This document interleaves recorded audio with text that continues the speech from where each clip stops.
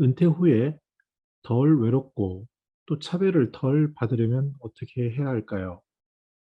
2021년 한국의 사회지표라는 흥미로운 자료가 나와 있는데 이것을 통해서 인구 건강 소득 소비 변화를 살펴보고 특히 사회적 관계망 속에 나타난 사회적 고립 그 관계망 나아가서 차별과 역할 인식을 통해 더 행복한 삶을 위한 세 가지 조건을 살펴봅니다. 안녕하세요. 저는 시니어 라이프 비즈니스를 연구하는 최학입니다.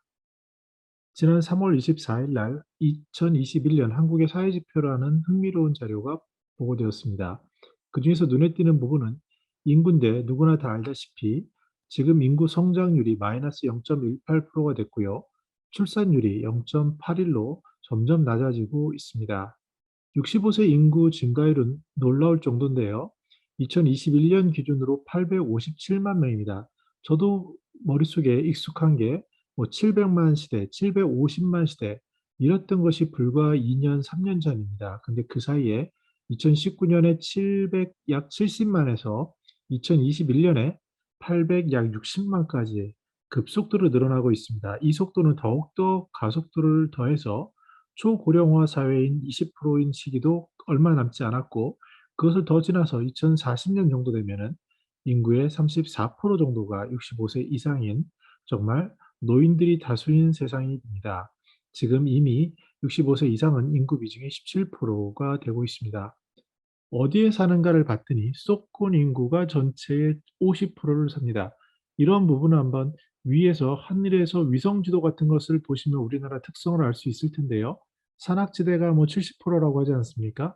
그러다 보니 몇 개 대도시 중심으로 발달할 수밖에 없는 지역적인 구조도 있고 더 나아가서 모든 것이 서울 중심으로 몰리다 보니 이러한 현상이 발생했습니다. 전체 인구에 있어서 수도권이 늘었는데 서울은 약간 줄고요. 아무래도 비싸서 그런 것 같고 인천, 경기가 늘어나는 반면에 그쪽에서 멀어질수록 경북이라든지 전남북 이런 쪽에서는 인구도 줄고 고령화도 급속히 진행되고 있습니다. 그래서 그 지역을 방문하실 분들은 알겠지만 빈집도 어떤 경우는 30%까지 육박하는 그런 것들이 벌어지고 있습니다.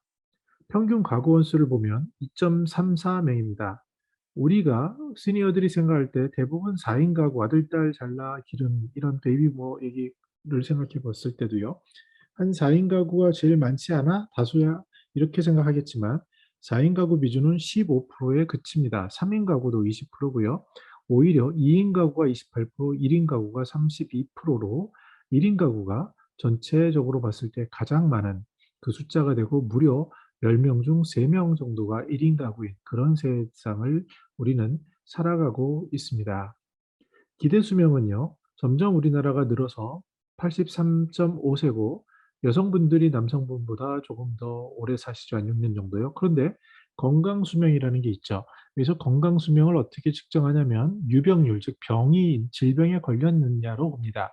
근데 이 수치는 66년 정도로 돼 있지만 아마 젊은 사람들을 다 포함해서 그렇고 나이 드신 분들로 하면 한 73세 정도 되는 것으로 기억하고 있습니다. 어찌됐건 건강하게 사는 것과 예상되는 기대 수명을 뺀 나이 차가 거의 17년 정도 됩니다. 그래서 뭐 적어도 13년 정도 이상은 일반적으로 통계적으로는 질병 하나씩은 달고 이렇게 건강하지 못한 삶을 살게 된다라고 볼 수 있겠습니다. 여자분이 남자분보다 6년 정도 2020년 기준으로 더 오래 사시고요. 또 결혼했을 때도 여자분들이 남자분보다 나이가 더 적기 때문에 대략 저희들은 뭐 8년에서 10년 정도의 차이가 있겠다라고 이야기를 합니다. 근데 최근 조사에서는 결혼하는 나이 차이가 여자분이 많은 경우도 있고요. 점점 그 격차가 줄어들기 때문에 이 차이는 수는 이전에 뭐 8년, 10년보다는 줄어들지만 여전히 여성분들이 더 오래 사는 기대 수명이 높은 것을 알 수 있습니다. 그러면 그 사망 원인을 보면 당연히 암이 가장 많고요. 그리고 심장질환, 폐렴 이런 순서로 돼 있습니다. 근데 주의할 부분은 이번에 이제 코로나19에 따라서 앞으로 폐렴 환자가 급속히 늘어날 수도 있다라는 다소 우려 섞인 조언들이 있기 때문에 이쪽에 대한 관심도가 높아져야 할 필요가 있고요. 가장 많은 암을 보더라도 그 안에서 남자와 여자가 좀 다른데요. 위암이 가장 높습니다. 그리고 대장암, 전립선암입니다. 그래서 좀 이해가 되는 게 남자분들 중에 암이 걸린 것을 보면 위암, 대장암, 전립선암이 많다는 것을 들어봤을 때 아마 이해가 되실 거고요. 반대로 여자분들은 조금 다르죠.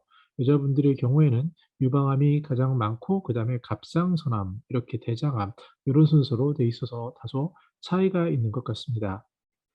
그러면 식습생과 함께 음식을 먹는 것과 함께 운동도 중요한데 50 플러스 세대의 규칙적인 생활체육 참여, 즉 30분 이상 뭐 운동을 하고 이 걷기를 제외한 이런 것들을 조사를 해봤더니요. 58% 정도만 규칙적 생활체육을 하는 겁니다. 물론 코로나 때문에 위축된 것으로 전체가 그 이전에 19년에 67%에서 21년에 61%로 다소 줄었지만 이 부분은 우리가 주의할 필요가 있습니다. 나이가 들면서 잔존 기능을 유지하고 더 체력이 저하되는 걸 막기 위해서는 어떤 규칙적인 생활 체육이 반드시 필요하고요. 또 자연 에너지를 접하는 것들이 삶에 있어서 굉장히 윤택한 그런 활력을 주는 부분이기 때문에 여기에 대해서는 우리가 경각심을 갖고 가능하면 적어도 하루에 30분 정도는 밖에 나가서 활동을 해야겠다라는 생각을 갖는 것이 중요해 보입니다. 소득은 우리가 알다시피 벌써 35,000달러라고 그러고요. 순자산도 늘어나서 경제적으로는 굉장히 잘 사는 것 같지만 양극화 현상은 더욱더 커지고 있는 게 전 세계적인 동향입니다. 그럼 돈을 어디에 쓰느냐를 보면 60 플러스 세대에 있어서 새롭게 등장하는 부분이 있습니다. 바로 보건입니다. 즉 병원 가시고 약을 제조받는 것. 물론 건강보험에서 상당 부분을 지원을 받지만 자기 부담률이 있기 때문에 그 금액도 이렇게 약 한 14% 되는 것을 보면 시니어 삶에 있어서 앞에 보신 건강 수명이 전체 평균 60대 중반에 끝나는 것을 봤을 때 그 이후에상 고령화가 되면서 보건 쪽의 비용은 점점 늘어날 것으로 보이고요. 삶을 직관적으로 보면 먹고 자는 것, 사는 것, 즉 식, 그리고 주, 이 부분이 어찌 보면 삶에 있어서 가장 핵심적인 것이라는 것을 이러한 데이터를 통해서도 알 수 있습니다. 물론 젊을 때야 어디 교통도 하고 여행도 가고 이런 것들이 우선이 될 수 있겠지만 나이가 들고 현금 흐름이 줄어들고 이렇게 됐을 때는 그 삶의 방향이 바뀌고요. 중간에 40대 정도에서는 자녀들 교육에 대한 비용의 부담이 굉장히 커서 두 번째로 높아지는, 즉 삶의 라이프 스테이지에 따라서 지출 구조도 바뀔 수 있다는 것을 이해하는 게 시니어 라이프 비즈니스를 이해하는 가장 핵심이라고 생각이 듭니다. 집에 있어서 주거가 미달하는 가구 비중도 4.6%입니다. 점점 줄어들고 있습니다. 근데 이 미달을 어떻게 보느냐면 한 사람이 살아가는 면적 기준이라든지 또 있어야 될 뭐 화장실이나 이런 거라든지 또는 침실의 수라든지 이런 것들로 종합적으로 보는데 약 4.6% 정도는 최저 주거 기준에 미달하고 있기 때문에 이런 부분은 주거 안정화를 위해서 공공 쪽에서 더 신경을 써서 확대해 나갈 그런 영역이고요. 우리 주변에 그런 이웃이 있을 수 있겠구나를 알아볼 필요가 있습니다. 네, 다음으로는 그러면 사회적 관계망 쪽에 대해서 살펴봅니다. 외롭다라고 느끼는 사람이 전체 국민의 22%라고 답하고 있습니다. 그런데 특징이 있는데요. 나이가 더 들어갈수록 그리고 소득이 적을수록 사회적인 고립도는 높아진다는 것을 알 수가 있습니다. 특히 사회적 관계망은 크게 세 가지 질문으로 측정을 하는데요. 신체적인 건강, 현금 흐름, 그리고 뭐 관계 이렇게 볼 수 있겠죠. 신체적인 건강은 몸이 아파 집안일을 부탁해야 할 경우에 그럴 사람이 있느냐 이런 것으로 물어보는데 전체가 73%인데 60세 이상은 69%로 나이가 들수록 줄어드는 것을 알 수 있고요. 현금 흐름에 갑자기 많은 돈을 빌려야 할 경우가 전체가 50%인데 60세 이상은 35%입니다. 그리고 낙심하거나 우울해서 이야기 상대가 필요한 경우는 전체가 약 80%인데 60세 이상은 72%로 아무래도 나이가 들면서 사회적 관계망이 조금씩 그 줄어들고 있는 그런 현상을 알 수가 있습니다. 그러면 이러한 노후의 행복한 삶을 위해서 차별과 역할인식 부분을 통해서 어떻게 해야 될지 시니어 라이프 에이전의 시점을 살펴봅니다. 먼저 앞에서 말씀드린 10명 중 2명은 외로움을 느끼는데 그 이유를 뭐냐 물어봤더니 그 중에 하나가 차별을 받는다는 겁니다. 이 차별은 국가 행복 지수, 행복 그 순위에서도 우리가 60등 받게 되는데요. 그 이유 중에 하나가 경제적으로는 괜찮지만 이러한 차별이라는 것, 특히 그 양극화라는 것, 그 사회 관계라는 것, 이런 부분에서 나오는 수치가 바로 반영되는데 그 결정적인 원인이 경제적인 지위라든지 연령, 성별에 따른 차별, 디스크리미네이션이라고 하죠. 그런 것들이 여전히 존재한다라는 것을 알 수 있습니다. 근데 그럼 60세 이상에서는 어떠냐를 봤을 때 조금 바뀌는데요.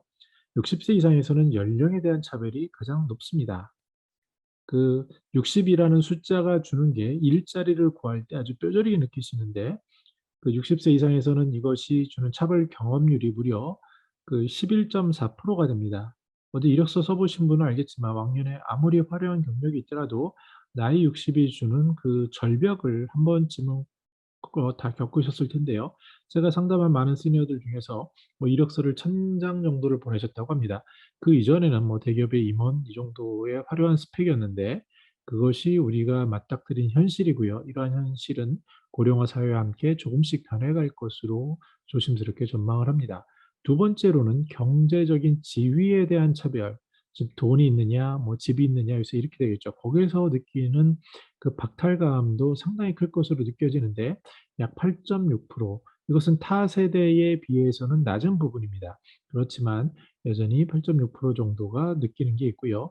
뭐 60세 이상에서 일자리에 대해서는 덜 그렇겠지만 세 번째로 차지하는 이유가 바로 시니어들이 그러면 일을 해야 되는, 그러니까 일이 하고 싶어서 하는 경우도 있고요. 일을 해야만 되는 경우도 있는데, 그럴 경우에 일자리에서 받는 대우는 그 이전에 화려한 전성기 때와는 완전히 다르죠.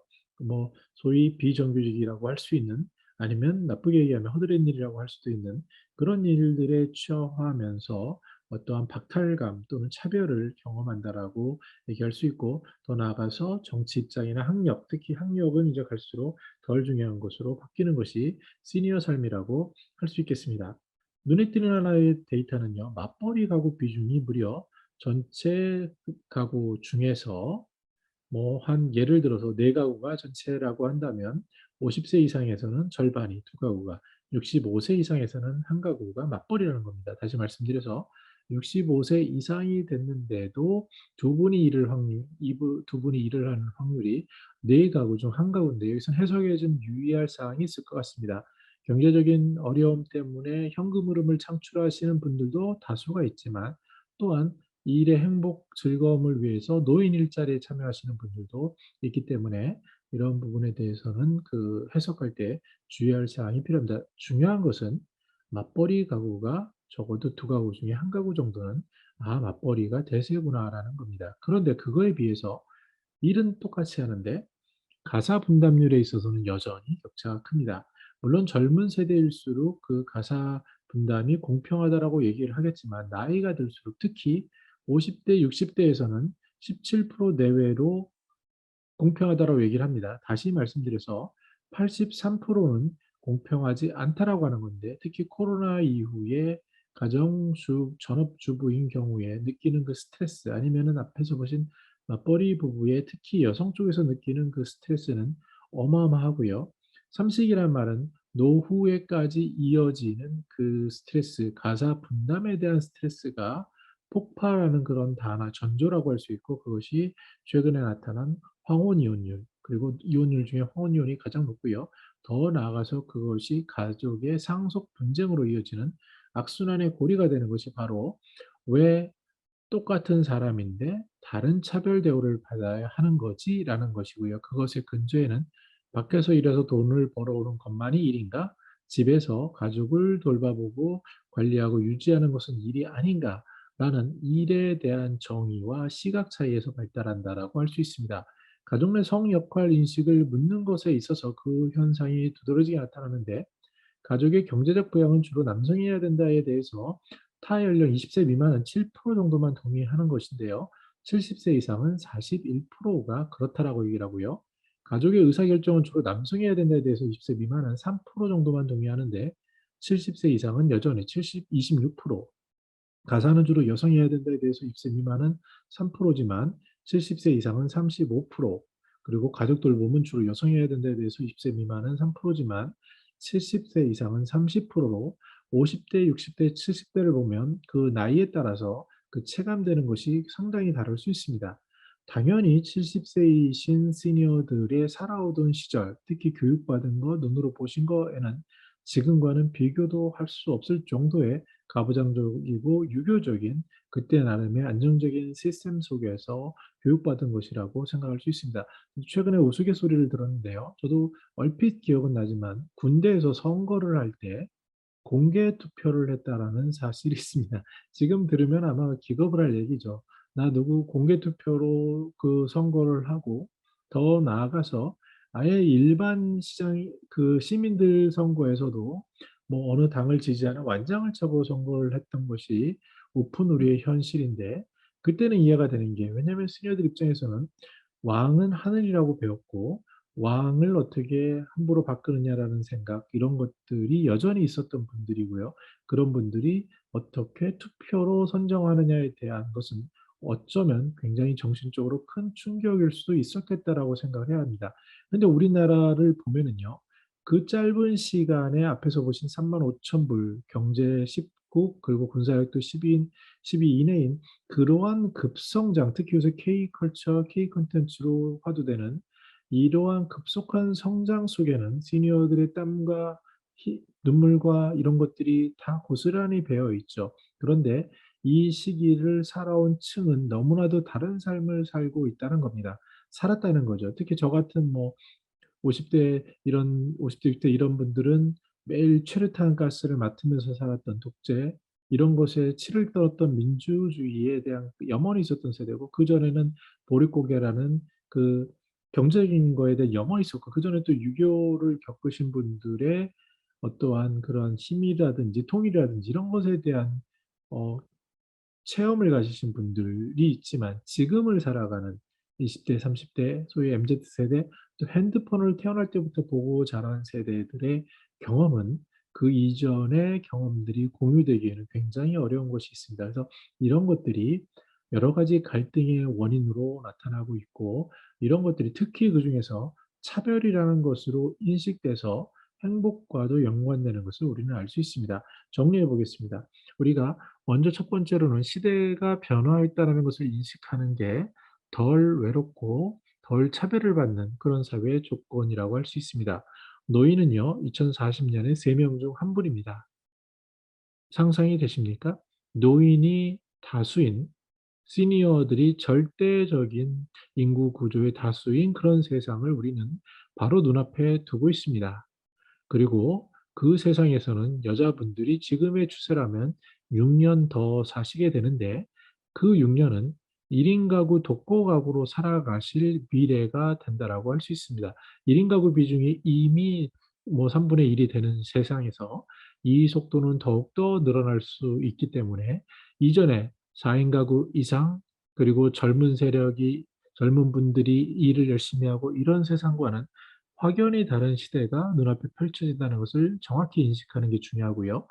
역할에 있어서도 은퇴 후의 시니어는 더 이상 현금 흐름을 만드는 것이 현실적으로 쉽지 않기 때문에 가사노동이 중요한 일이 되는데 이 가사노동에 대해서 서로 역할을 분담하고 그리고 차별을 받는 사람 입장에서는 그 스트레스가 어마어마하겠구나를 인식해 주는 것들이 필요해 보입니다. 특히 노인이 돼서 우리가 체감하는 것들은 바로 나이 60이 주는 그 엄청난 절벽 이것을 느끼고 있는데요.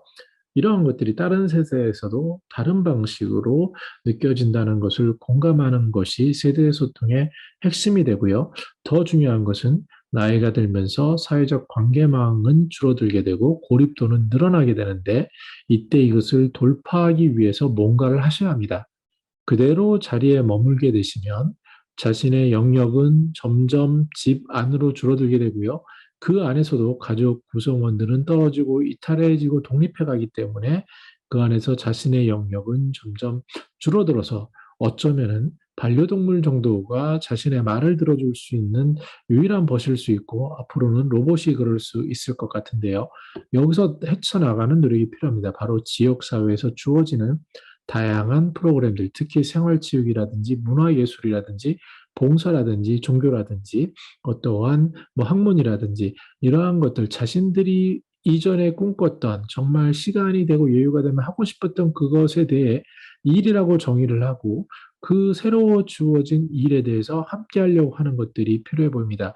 물론 이를 위해서는 시니어들 중에 앞에서 보신 주거 빈곤율이라든지 최소한 먹고 자는 문제는 사회 공공망, 안정망으로 안전하게 만들어주고 지금처럼 건강에 대한 보건 의료에 대해서는 더욱더 폭을 넓혀서 시니어들이 한국에서 사는 시니어들이야말로 기본적인 문제를 해결하고 더 활력이 돼서 더 나아가서 생산 인구로서 다시 이 사회에 활력이 되는 그런 역할을 찾는 모델을 찾아가는 것이 중요하고요. 그렇지 않고 머물렀을 때 전체적인 통계로 보셨다시피 2021년 사회조사에서 나타난 그러한 일들이 우리 앞에 우리를 기다리고 있고 우리가 어떻게 할지를 우리가 정해야 한다라는 그런 사실을 알려주는 데이터였습니다. 저는 더 나은 시니어 삶 공동체를 연구합니다. 감사합니다.